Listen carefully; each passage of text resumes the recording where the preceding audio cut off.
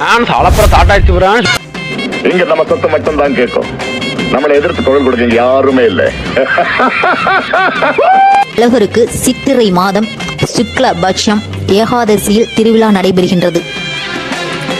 சித்திரை திருவிழா அழைப்பிதழின்படி அழகர் குதிரை வாகனத்தில் எழுந்தருளி மதுரையில் தல்லாகுளத்தில் இருக்கும் அம்பலகாரர் மடத்தினை அடைகின்றார். அழகர் திருவீதி உலா புறப்படுவதற்கு வளையப்பட்டியைச் சேர்ந்த வளையர் சமூக மக்களே முக்கிய பங்கு வகிக்கின்றனர்.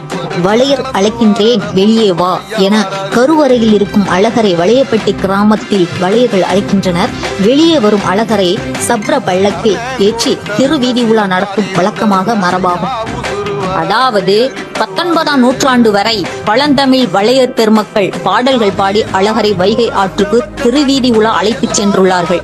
இப்பாடலானது வளையர் வர்ணிப்பு பாடல் என அழைக்கப்படுகின்றது.